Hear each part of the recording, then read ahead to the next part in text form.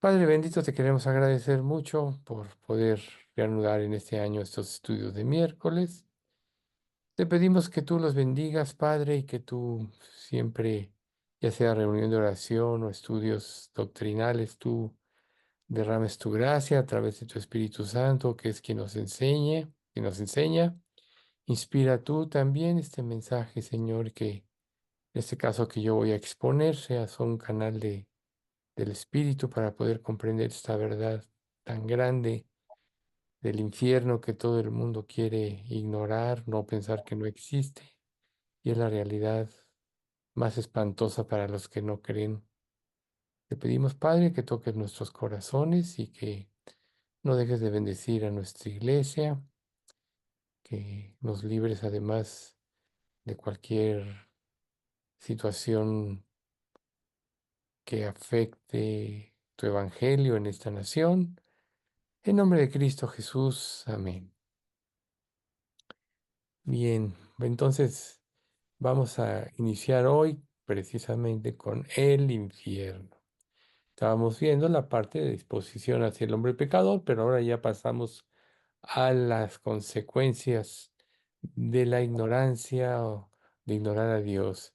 Nosotros hemos aprendido a través de lo que hemos visto, que aunque pues con esta cuestión de lo que pasó se interrumpieron mucho los estudios, y de hecho se van a interrumpir otro poco porque a mí me van a operar el día 11 y pues entonces cuánto tiempo va a estar ahí y luego viene la recuperación.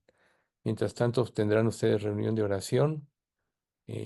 No dejen de orar para que Dios derrame su gracia en todo, pero pues esas son pruebas para mí, para mi familia, para la iglesia también y, y esperemos que pronto podamos ya reanudar en forma ya permanente hasta que el Señor venga a estos estudios. Entonces, solo ese comentario al margen. Entonces, nosotros hemos visto, como decía, hemos aprendido muchas cosas acerca de la situación del hombre en su relación con Dios, desde Adán y Eva. Hemos visto todas las consecuencias del pecado, cómo es la mente del hombre. Y lo más horrible, yo diría, es que cuando el ser humano ignora voluntariamente, rechaza a Dios o se burla de él, es entregado a su pecado, está expuesto a la miseria y está sujeto a la muerte física, porque espiritualmente ya está muerto. Recuerde que todos estamos muertos espiritualmente hasta que venimos a Cristo, nos arrepentimos y creemos. A los que creemos, Dios nos da precisamente el nuevo nacer o la regeneración, nos da un nuevo espíritu, nos da un corazón sensible a la voz, a su voz y a su voluntad, nos sepulta al hombre de pecado, como dice en Romanos 6, a la antigua naturaleza, y nos da su Espíritu Santo y ahí aprendemos, empezamos a aprender a vivir de una manera diferente. Lo que la Biblia llama carne, pues es la naturaleza humana, no la antigua naturaleza que esa ya quedó sepultada. Y esta tenemos que aprender a someterla a través de la obediencia, de la sujeción a Dios. Y a través de la historia del pueblo de Israel, nosotros hemos visto pues como el ignorar a Dios, el rebelarse en contra de Dios, Dios lo entrega a sus pecados, eso es a sus pensamientos, a sus negaciones y los deja vivir extraviados. No es sino hasta que vienen los grandes quebrantos, así como este que comentábamos de los ángeles. Ojalá que muchas personas aquí se arrepientan, hay que orar por ello, pero pues sí es una consecuencia drástica, es como un infierno, un pequeño infierno en la tierra, muy adecuado para poder ver lo que, para poder comparar un poco, que no hay comparación, con lo que vamos a empezar a ver ahora respecto a la manifestación de la ira divina, que es el infierno. Recuerden que en la antigüedad Dios tuvo paciencia y luego vino el diluvio, en esa generación antediluviana que la mayoría vivieron cerca de los 1000 años. Luego viene la destrucción de las ciudades de Sodoma, Gomorra, Adna y Zeboín. Perdonaron a Luz porque pidió Lot y pues quedaron sepultados en lo que quedó. Ahora es el mar Salado, que nadie puede penetrar casi ahí, aunque ya han hallado vestigios de esas ciudades. Pero pues es la ira de Dios, como también se manifestó a través de la necedad de Israel y de su continua resistencia a Dios y a su voluntad, como tuvieron que ser primero pues afligidos con sequías, etcétera. Luego los cautivaron, los llevaron a los asirios cautivos. Israel se fundió con las naciones, que un día va a regresar en el final de los tiempos, y Judá todavía duró un poco más, unos 160, 170 años más, pero a final de cuentas también fue es expatriada a Babilonia, y ahí vemos la necedad. Regresaron, volvieron, pasan el periodo intertestamentario donde Dios guarda silencio de 400 años aproximadamente. Viene el Señor Jesús y no pudieron entender o someterse a Él, y esto trae muchas enseñanzas a nuestra vida, porque muchos podemos estar como estaban los fariseos, pensando que tenemos una buena vida cristiana, una buena religión, y la verdad es que podemos estar muy errados, pero pues gracias a Dios por su palabra que nos confronta. Y esta cuestión del infierno, pues para muchas personas no es agradable, es mejor ignorarla, pero cuando se termina la paciencia de Dios, se manifiesta la ira divina y la gente que muere va al infierno. Esta es una de las verdades más solemnes en las que las consecuencias del pecado no solo terminan con la muerte física. Imagínense personas que deciden suicidarse: ya estoy harto de este mundo, mejor me suicido y ya acaba todo, y no se dan cuenta que es cuando empieza la más espantosa realidad. Yo tengo un hermano que se suicidó y pues le pude hablar bastante. Dios quiera que al último se haya arrepentido, pero pues es tomar tu vida en tus manos y uno no sabe qué pasó. Lo que queda a nosotros como creyentes en situaciones como esa, pues es confiar en la misericordia de Dios, pero pues Dios es justo y Él nos da oportunidad a todos, y mi hermano, claro que la tuvo. Y así, como dicen Job, he aquí todas estas cosas hace Dios 2 y 3 veces con el hombre. O sea que no hay ser humano que no haya tenido conciencia de la existencia de Dios, ya sea a través de la naturaleza, a través del evangelio, del testimonio de otros creyentes, que Dios mismo que se manifiesta. Entonces, cuando una persona muere, pues hay un periodo en el cual los que somos salvos nos vamos a la presencia de Dios. Los que no se van en espíritu al infierno, ahí están atormentados espiritualmente, pero luego cuando viene el juicio final, resucitan para ser juzgados, y ya con cuerpos físicos eternamente serán atormentados. Ya veremos esto un poco más a detalle más adelante. Entonces, pasar la eternidad en el infierno, donde ya no hay regreso, ya no hay vuelta atrás, es algo verdaderamente espantoso. Dios quiera que en nuestra iglesia todos lleguemos a ser salvos. Yo he orado mucho porque así sea. Entonces, eh, tenemos que tomar esta doctrina con mucha diligencia, con mucho cuidado, porque es una de las realidades más reales que debe enfrentar la gente que rechaza y menosprecia a Dios, que rechaza a Cristo y menosprecia a Dios. Recuerden, como dice Hebreos 10:29, cuánto mayor castigo pensáis que merecerá el que pisoteare al Hijo de Dios y tuviere por inmunda la sangre del pacto, en la cual fue santificado e hiciera afrenta al Espíritu de gracia. Peor que violar la ley de Moisés, que violar la conciencia que está amparada bajo la ley de Moisés, es rechazar a Cristo con bajo cualquier argumento. Es la peor afrenta que le podemos hacer a Dios. Entonces, hay un lugar de un juicio eterno para todos aquellos que rechazan la gracia de Dios. Recuerden, el Señor no retarda su promesa, según algunos la tienen por tardanza, sino que es paciente para con nosotros, no queriendo que ninguno perezca, sino que todos procedan al arrepentimiento. Dios tiene paciencia y extiende su misericordia. El ser humano, en lugar de quebrantarse, se ensoberbece y las consecuencias finales es que hay un lugar de juicio eterno para los malos.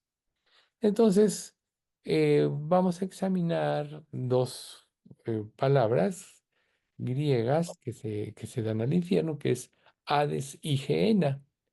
Y nos vemos que en el Nuevo Testamento y aún en el Antiguo se habla mucho del Hades. Entonces ahí estos dos términos se emplean precisamente para hacer referencia al infierno.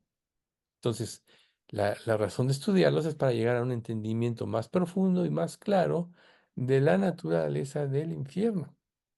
Por eso es importante tener un estudio cuidadoso y meticuloso, sobre todo de todas las referencias que la Biblia nos da. Entonces empezamos nosotros con el Hades. La palabra Hades proviene de la palabra griega Hades, la cual se encuentra 10 veces en el Nuevo Testamento.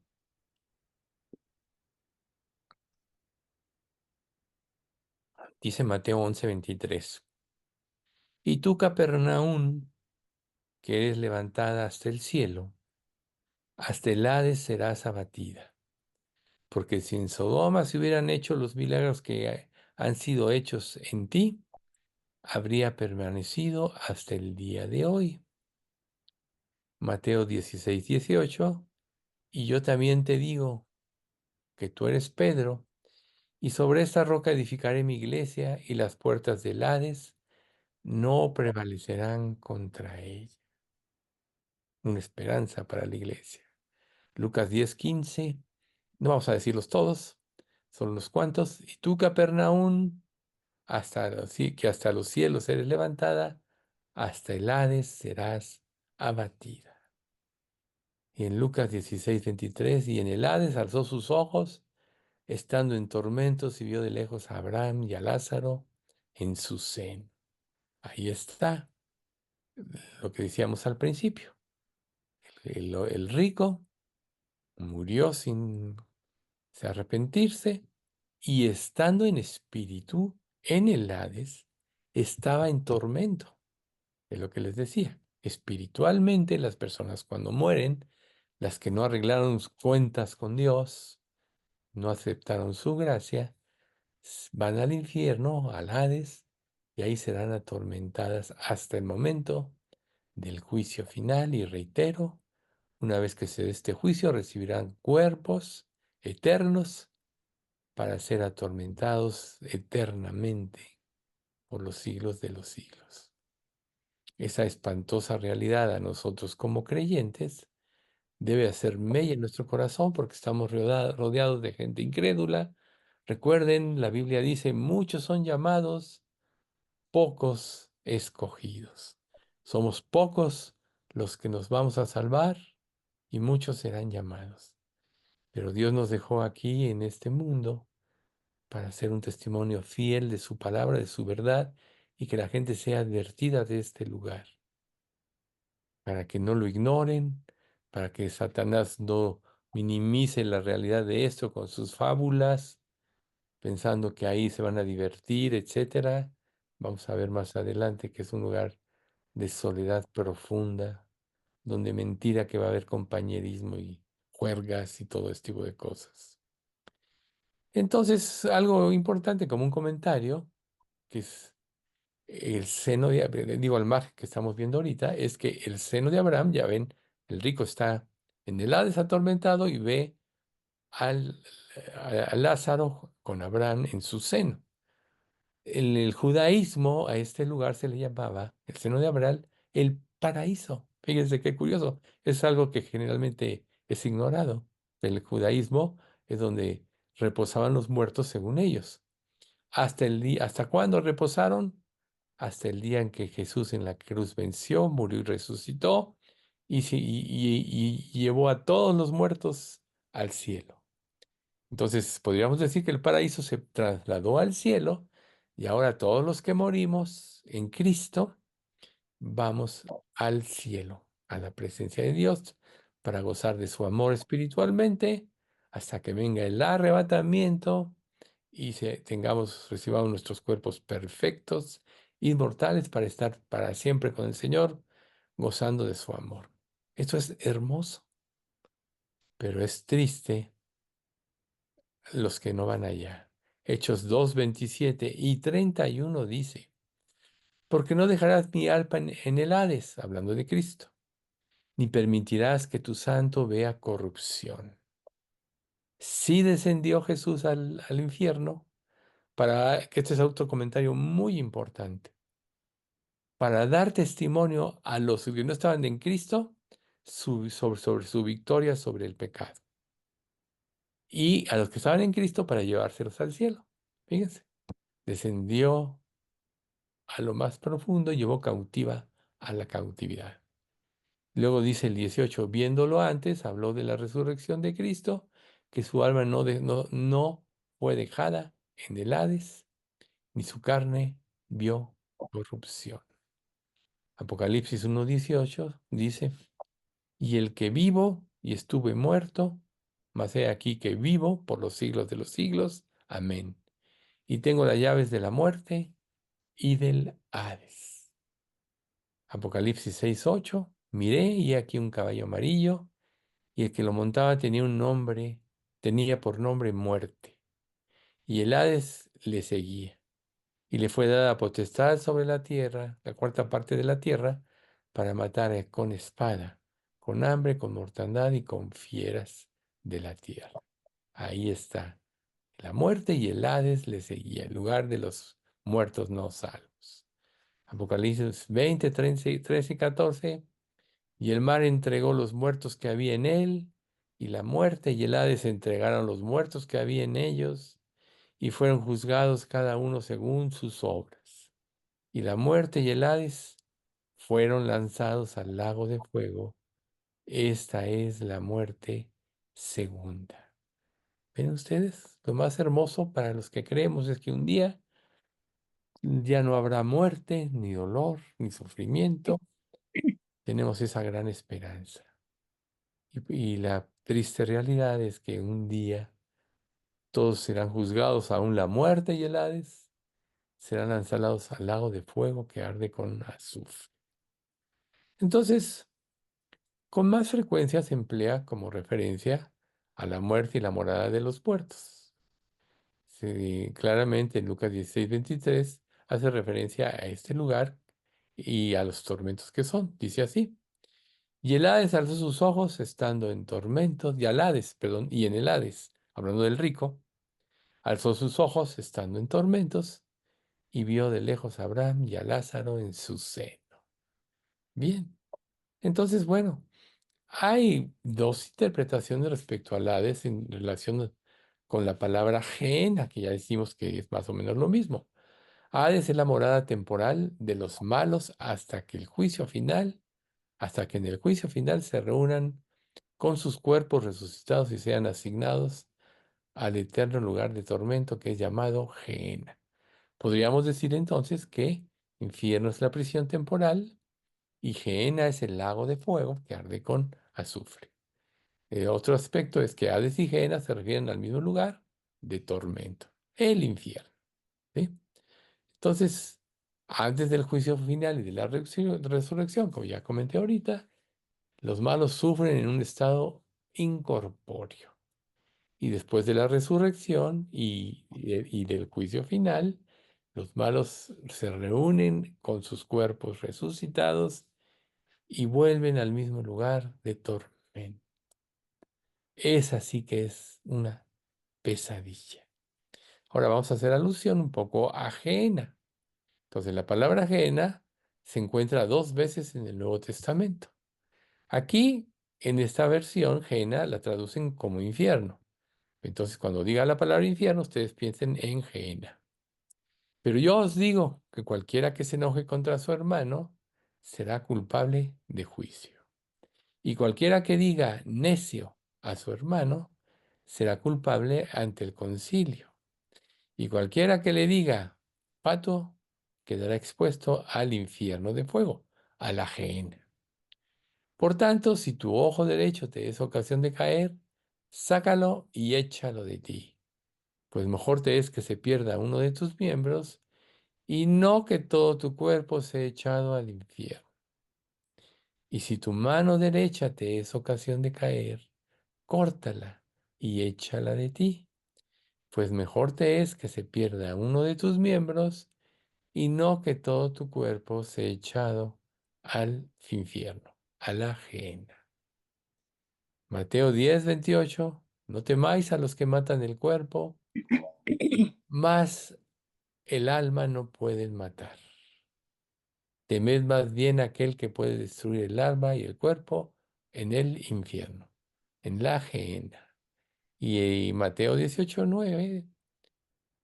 Y si tu rostro te es ocasión de caer, sácalo y échalo de ti, pues mejor te es entrar con un solo ojo en la vida que teniendo tus dos ojos ser echado en el infierno de fuego, la gehenna. Mateo 23:15 y 33. Hay de vosotros, escribas y fariseos, hipócritas, porque recorréis mar y tierra para hacer un prosélito, y una vez hecho, le hacéis dos veces más hijo del infierno que vosotros. Serpientes, el 33. Generación de víboras. ¿Cómo escaparéis de la condenación del infierno?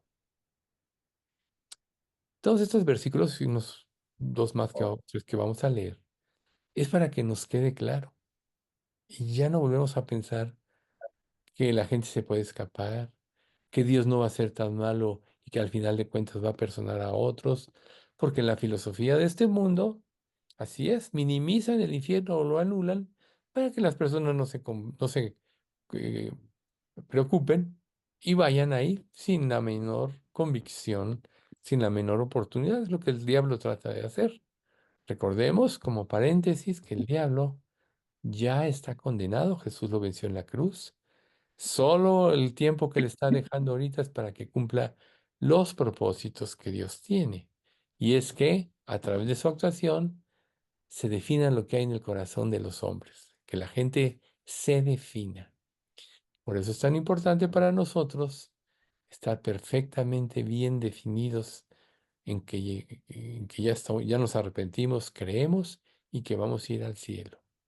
Un pastor comentó que está en misiones por todo el mundo, decía que cuando llegaba a las diferentes ciudades o países, les preguntaba a los predicadores, bueno, ¿y tú qué piensas? ¿Dónde está? ¿A dónde vas a estar cuando te mueras?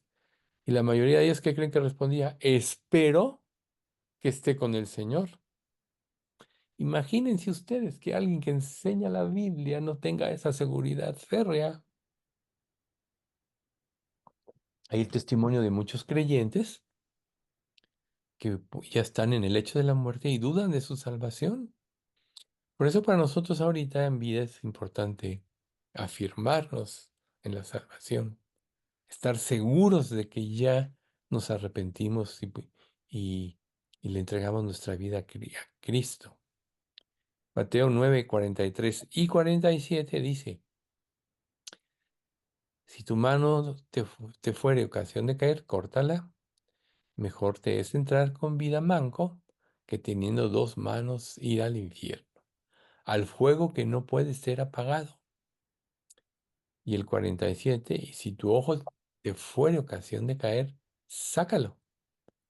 Mejor te es entrar en el reino de Dios con un ojo que teniendo dos ojos ser echado al infierno. Aquí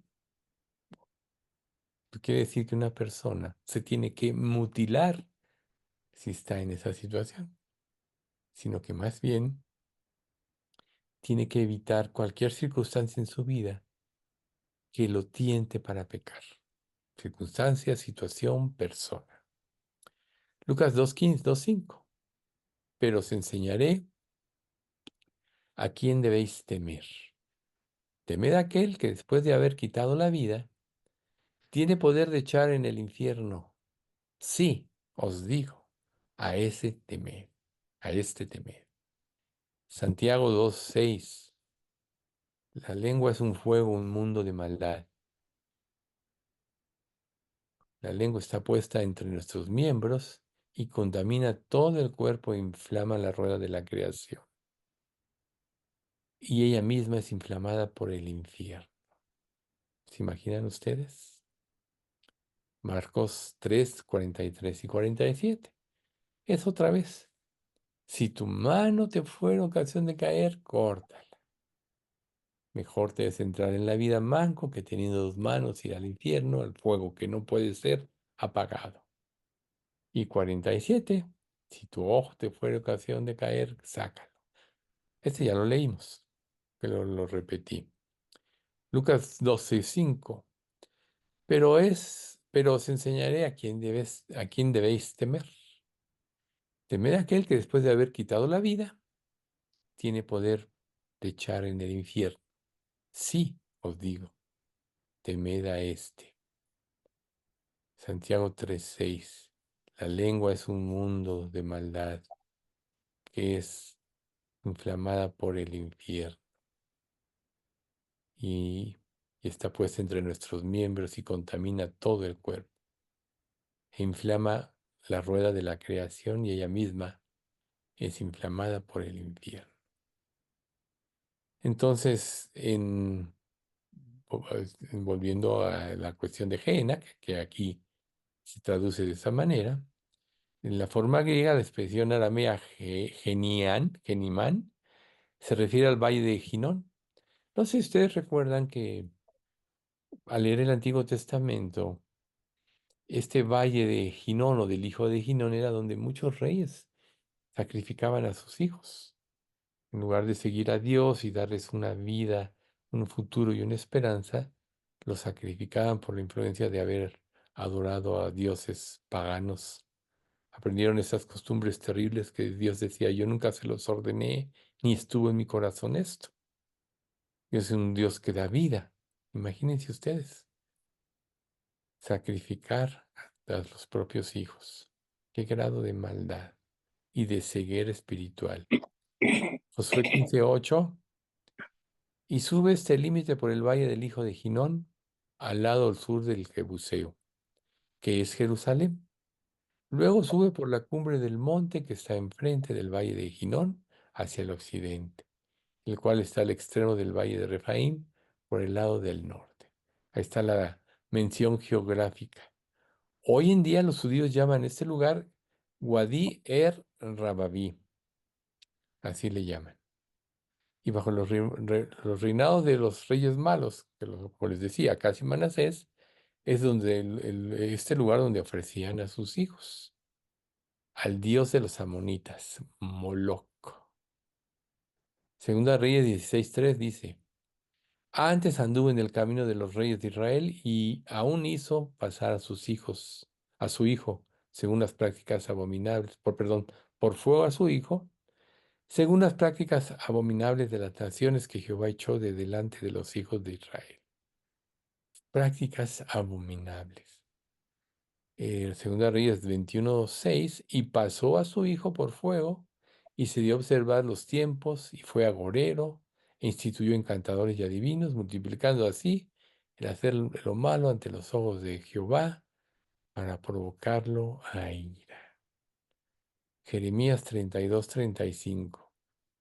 Y edificaron lugares altos a Baal, los cuales estaban en el valle de Hinón, para hacer pasar por fuego sus hijos y sus hijas a Moloc, lo cual no les mandé, ni me vino al pensamiento que hiciesen esta abominación para hacer pecar a Judá.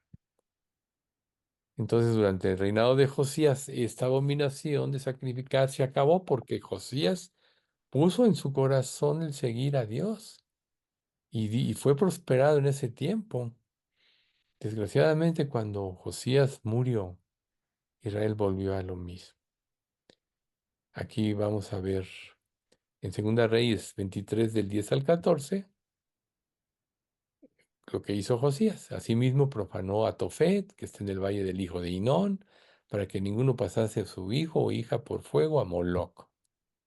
Quitó también los caballos de los reyes de Judá, que Judá había dedicado al sol, a la entrada del templo de Jehová, junto a la cámara de Natán Melec, eunuco, el cual tenía a su cargo los ejidos, y quemó a fuego los carros del sol.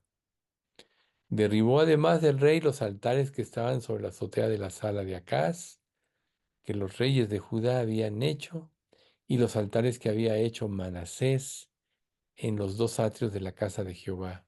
Y de allí corrió y arrojó al polvo al arroyo del Cedrón.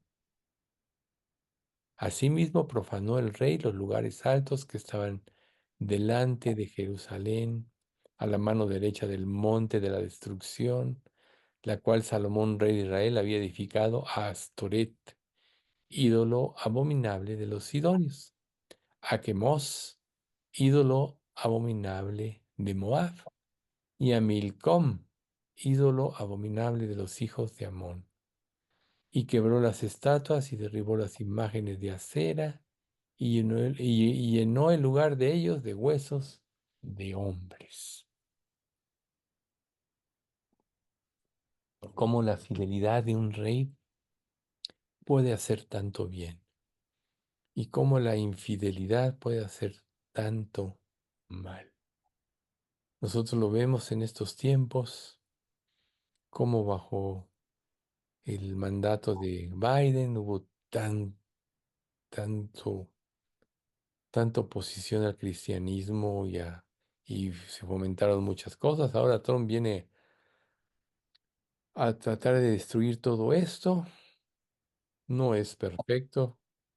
Sabemos que va a cometer muchos errores, hay que orar mucho por él, pero a final de cuentas tuvo el valor de decir que ya solo hay dos sexos, hombre y mujer.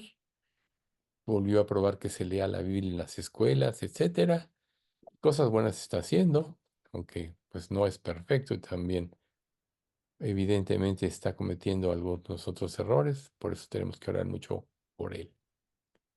Pero aquí, volviendo a Josías, él puso su corazón para limpiar Israel. Aquí es triste ver en estos pasajes cómo el rey Salomón había edificado ídolos a los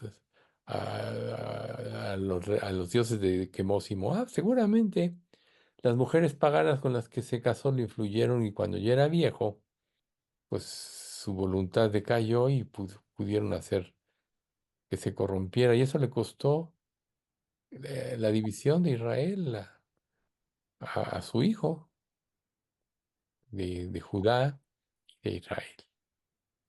Entonces, este tiempo del Valle de Hinón, del que estamos hablando, llegó a ser un vertedero para basura.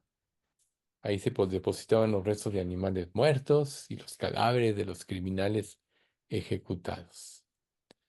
Era un lugar de continuo fuego y humo, y estaba infestado de gusanos, ratas, etcétera. Generalmente este no se apagaba nunca. Una idea del infierno.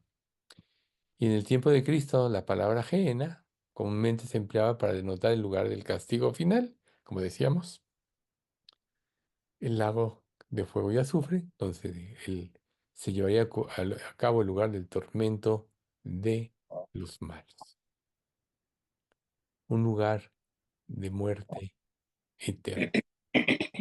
Entonces imagínense ustedes todo lo que significa el infierno y cómo tenemos ilustraciones en la palabra de cómo los que han hecho caso omiso de la palabra de Dios, como decíamos al principio del estudio, como juicio de Dios, los entregó a sus propios pensamientos como un juicio. Cuando nosotros resistimos la voluntad de Dios y que establecemos la otra y aún le damos a nuestros pensamientos matices de espiritualidad, como lo hacían los fariseos y en el tiempo de Jesús, y los saduceos y los herodianos, Dios nos entrega al error. ¿Cuántos creyentes no creen que actualmente están bien porque siguen sus propios pensamientos? Por ejemplo, no se congregan. Muchos de ellos piensan que pues así manejan las cosas bien, piensan que dicen que la iglesia está llena de hipócritas, de gente así, que para qué van a hacer esto, para qué se van a contaminar, en lugar de pensar, si yo me entrego, quizá yo pueda influir a que se purifique y la iglesia crezca en amor, en, en, en compañerismo, etcétera. Todos podemos aprender unos de otros, los testimonios de nuestras vivencias son muy importantes, nos alientan, etcétera, pero muchos en su corazón piensan que están bien así, que no necesitan obedecer la Biblia, porque recuerden lo que dice la escritura en Hebreos, no dejando de congregarnos, según algunos tienen por costumbre, tanto más cuando veis que, sin exhortándonos, tanto más cuanto veis que aquel día se acerca. Nosotros mismos a veces podemos tener luchas. No, mejor me quedo aquí cómodo para que voy. O me desvelé mucho. No, hoy no voy. Y, no- y la verdad es que todos los creyentes deberíamos de tener un compromiso con Dios, no es con las personas. Porque ¿quiénes somos los que pertenecemos a una iglesia? Gente que Dios salvó, que le debemos todo a Dios. El compromiso es con Dios. Y si Dios estableció la iglesia, ahí nos vamos a fortalecer, edificar, estimular al amor y a las buenas obras. Como dice la parte anterior en el mismo Hebreos, estimulados al amor y a las buenas obras. Entonces vean ustedes qué importante, primero que nada, es tener claridad en lugar de lo que es el infierno. Es tener claridad, como muchas personas han sido mal influenciadas y van a ir al infierno. Recuerden, cuando esté el día del juicio final, una persona que la influenciaron a no salvarse, a menospreciar a Dios, a menospreciar a su hijo, etcétera, a vivir como quisiera, que al final de cuentas no hay infierno, o esa filosofía de que Dios es tan bueno que al final va a perdonar a todos. No van a poder decir, no, es que fulanito me dijo y yo lo creí, por tanto yo no tengo la culpa. No, cada uno es responsable de su propio pecado. Cada uno es responsable de sus propias decisiones.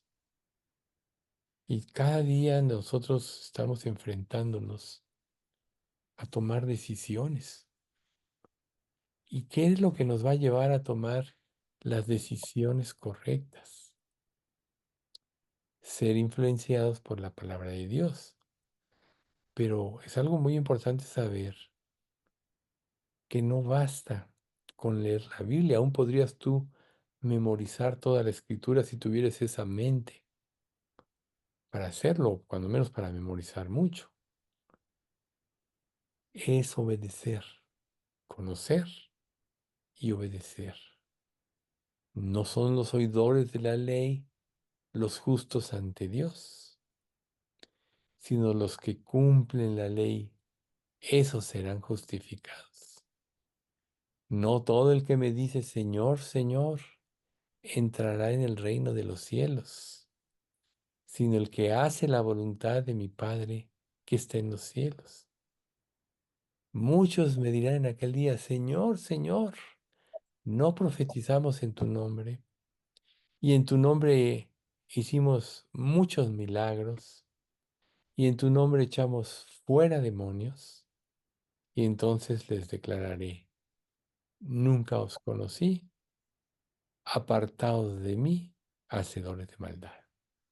Mateo 7 al final.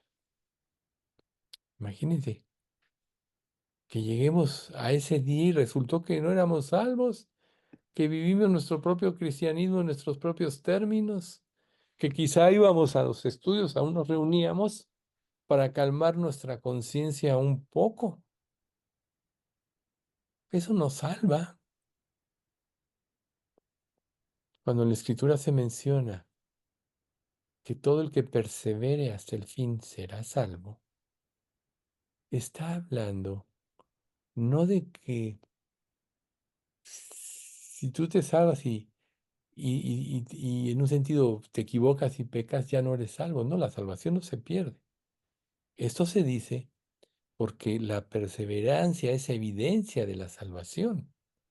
La persona que es verdaderamente salva va a perseverar hasta el fin, en obediencia, en sumisión a Dios, en temor de Dios, reverencia a Dios y a su palabra. Recuerden, has engrandecido tu nombre y tu palabra por sobre todas las cosas. No hay cosa más grande que el nombre de Dios y su palabra, y la sabemos que la palabra es Cristo, ¿no? Jesús es la palabra. En el principio era el verbo o la palabra, y el verbo estaba con Dios y el verbo era Dios. La palabra es Cristo. Entonces debemos nosotros de salir del error o de la fantasía de que si establecemos nuestros propios conceptos dentro del cristianismo, ya vamos a acabar nuestra vida bien y estaremos contentos y felices cuando en realidad desobedecimos y quizá ni seamos salvos si estamos en esa situación. Es lo más grave. Estamos hablando de la seriedad del infierno, de cómo el diablo ha engañado a muchos. Imagínense que tú creas que eres salvo, te mueras y despiertes en el infierno porque no le creíste a Dios, porque no le obedeciste, porque no tomaste en serio lo que la palabra de Dios decía. Imagínense ustedes. Entonces, examinar eh, temas como este del infierno es tan importante para que nosotros haya temor y nos afirmemos en la fe y en el amor. Imagínense ustedes, por ejemplo, en la primera carta de Juan, capítulo 2 dice, y ahora, hijitos, al final, permaneced en él, para que cuando se manifieste tengamos confianza. No sea que en su venida salgamos avergonzados. Imagínense ustedes. Sabemos que va a haber un juicio para los creyentes y que la obra de cada uno se hará manifiesta, pues el día de la declarará, como dice 1 Corintios 3, 13 al 15. Y la obra de cada uno, cual sea el fuego, la probará. El fuego significa la fe. La fe significa obediencia a lo que Dios dice en su palabra. Si permaneciere la obra de alguno que sobreedificó, recibirá recompensas. Sobreedificar sobre qué? Sobre el fundamento correcto, sobre la piedra angular, que es Jesucristo, el cimiento que sostiene la iglesia. Y si la obra de alguno se quemare, recibirá pérdida. Esto es para los creyentes que no, que sí eran creyentes, pero decidieron seguir su propio cristianismo. Si bien él mismo será salvo, aunque así como por fuego. No sea que en su venida salgamos avergonzados. Imagínate, Dios nos da todos los recursos para poder servirle. Lo vamos a ver esto más adelante a detalle. Pero es muy importante que en este estudio nos quede muy clara la necesidad de obedecer y someter nuestras vidas a Dios. Salir de esa situación cómoda donde no nos importa a nadie más. ¿Cuál fue la última vez que tuviste un verdadero cargo por un alma? Si has pasado los últimos días o meses y tal vez años viviendo tu vida cristiana y no te preocupaste por el destino de los que te rodean, quiere decir que estás perdido en cuanto al llamamiento de Dios. ¿Cuál fue el más grande llamamiento que Dios nos hizo? Ir por todo el mundo y predicar el Evangelio, enseñándoles que guarden las palabras del Evangelio. Y aquí yo estoy con vosotros todos los días hasta el fin del mundo. Ese es el llamamiento de la iglesia, ir por todo el mundo. Sabemos que no todos podemos hacerlo físicamente. En nuestro caso, por eso contribuimos al sostenimiento Muy Blanca en Guatemala y de Julio Vedilla en Guadalajara. Ellos a su vez contribuyen al sostenimiento de otros obreros. Esa es precisamente la obra de Dios. Pero nuestra fidelidad es muy importante en vivir para Él, en trabajar para Él, en nuestra presencia, en nuestras ofrendas, en nuestro tiempo. Todo eso contribuye a que se cumpla la obra de Dios. Si nosotros no somos fieles en esto, en lo que nosotros no seamos fieles va a ser causa de pecado en nuestra vida. Va a ser como una cascada que origine una caída de una cantidad de pecados que vienen como consecuencia. Por eso Dios nos dejó primera de Juan 1:9.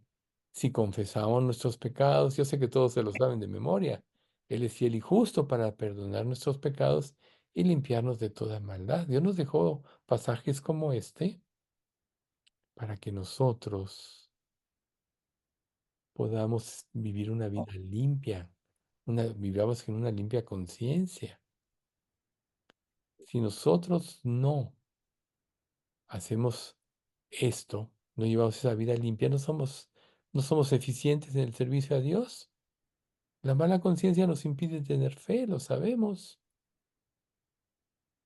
Todo lo que pidas en oración creyendo, lo recibiréis. Observen esta parte. O en oración creyendo. ¿Qué te impide creer? La mala conciencia. Por eso necesitamos a través de la palabra estarnos limpiando constantemente para tener una conciencia limpia delante de Dios y poder servirle con libertad, con esmero, con legitimidad. Santiago dice, ¿no tenéis porque no pedís? Pedís y no recibís porque pedís mal para gastar en vuestros deleites.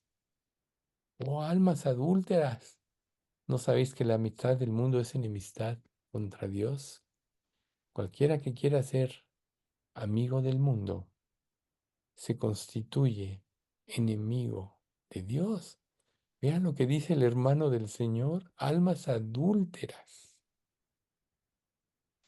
No tenéis porque no pedís y pedís mal. Analiza tus oraciones.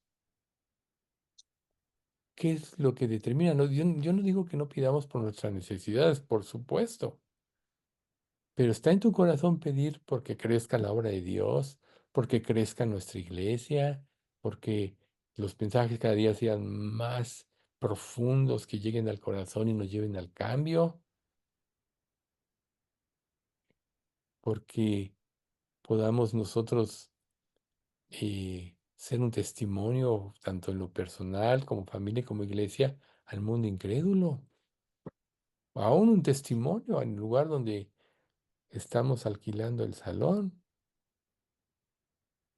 que por cierto nos subieron un poco la renta, razonable, pues estamos en un proceso inflacionario. Imagínense lo importante de nuestra fidelidad en todos esos aspectos. Pero si nos estamos comprometidos con Dios, entonces nuestra mente va a cambiar, nuestras prioridades van a cambiar. Por eso digo, analiza tu vida. ¿Cuáles son las prioridades en tus cuestiones de oración? Reitero, claro que puedes pedir por tus necesidades, claro que puedes pedir porque Dios confirme. Por ejemplo, ¿cómo vas a saber que tus planes son correctos o no cuando tú pides, por ejemplo, porque Dios te conceda algo de acuerdo a lo que tú estás planeando en tu vida? ¿Cómo podrías saber tú si tus planes son correctos? Te voy a decir la respuesta. Si tus peticiones están de acuerdo a lo que Dios revela en su palabra, tus peticiones son correctas. Si no están de acuerdo a lo que Dios revela en su palabra, tus peticiones son incorrectas. Entonces, como decíamos hace un momento, si Dios cuando nos resistimos a su voluntad nos entrega a, a que hagamos lo que queremos, como un juicio. ¿Cuántos no podemos estar ahorita extraviados pensando que somos espirituales, pensando que estamos siguiendo a Dios en nuestros términos y estamos más cerrados que nada por no concientizar todas estas cosas? Y esta conclusión es muy importante porque tú dirás, bueno, toda esta exhortación que tiene que ver con el infierno, todo, tiene que ver todo con el infierno, porque nos va a servir para afirmarnos en la fe a nosotros y para saber que hay un mundo que va directo al infierno y que necesitan conocer de Cristo, ya ves, y no nada más sabes conocer, a lo mejor un día le hablaste a alguien y dijiste, bueno, ya le hablé, ya cumplí, ¿no? Pero la insistencia, ¿cómo sabes tú que insistir un poco no puede dar resultados correctos? O afirma a la persona en su juicio de Dios y su vida al infierno, pero que no quede por ti. No sé si alguno de ustedes, para concluir, recuerde de Ezequiel 3:18. Se los voy a decir. Cuando yo dijera al impío, de cierto morirás, y tú no le amonestares ni le hablares, a fin de que el impío sea percibido, para que el impío sea percibido de su mal camino, a fin de que viva, el impío morirá por su maldad, pero su sangre demandaré de tu mano. Esa es la responsabilidad de la atalaya. Y la iglesia de Dios es la atalaya de Cristo en este tiempo. Entonces, que esta parte, todavía vamos a ir un poquito a hablar más del infierno en el próximo estudio, pero para que ustedes ahorita empiecen a concientizar esta realidad y la necesidad de tomar en serio. Estamos en el último de los tiempos, la persecución y la desacreditación de la palabra, y todo eso va a ir creciendo. Si no nos afirmamos ahorita en la fe, vamos a ser de los que digamos confundidos, porque cuando se manifieste el hombre de pecado, engañará, si fuere posible, aún a los escogidos. Imagínense, ¿de cuáles de esos vas a ser tú? Vamos a dar las gracias. Miguel, Padre, ¿podemos orar, perdón, por Miguel Pacheco y por el doctor Peralta, por favor? sí, cómo no, quienes pusiste ahí Sí, ajá, sí, por con mucho favor. gusto. Padre Santo, te queremos dar muchas gracias por este estudio. Gracias, Padre, por todas estas verdades que nos haces concientizar otra vez. Enséñanos, Padre, a tener presente en nuestra mente lo que es la naturaleza del infierno para que con las personas que convivamos podamos, Señor, tener la oportunidad de hablarle y de orar por ellos, para que se salven, Señor, para que tengan cuando menos un testimonio. Te pedimos por este señor Miguel Pacheco y ¿cómo se llama el otro? El doctor Javier Peralta, el doctor Ahí Javier por Peralta. Javier Peralta, Ujú. para que tú, Señor, en las pruebas que están viviendo los lleves a ti, que traigan salud y sanidad a sus vidas, pero Señor, lo más importante es que esto los lleve a ti y a sus familias a conocerte. Los ponemos en tus manos, así como pues, en nuestra iglesia, Señor, sabemos que hay muchos padecimientos de salud, somos una iglesia de gente mayor en su mayoría. Tú danos salud, Señor, danos fe, danos el poder usar todo lo que vivimos, Señor, para darte tu gloria en la dependencia tuya. Danos contentamiento, cualquiera que sea nuestra situación, y sobre todo, que siempre tengamos los ojos puestos en ti. No dejes de bendecir a nuestra iglesia, de proveer, como siempre lo has hecho, de todos los recursos necesarios para salir adelante. Y Señor, pues también bendice a nuestros misioneros. Ellos están en el fuego, en el fuego, en los ataques del diablo, más cuando decidieron dar sus vidas por ti. Protégelos, protege a sus familias, santifícalos Manténlos llenos de fe y en la sana doctrina en todo momento. Aliéntalos a vivir para ti. En nombre de Cristo Jesús te lo pedimos. Amén.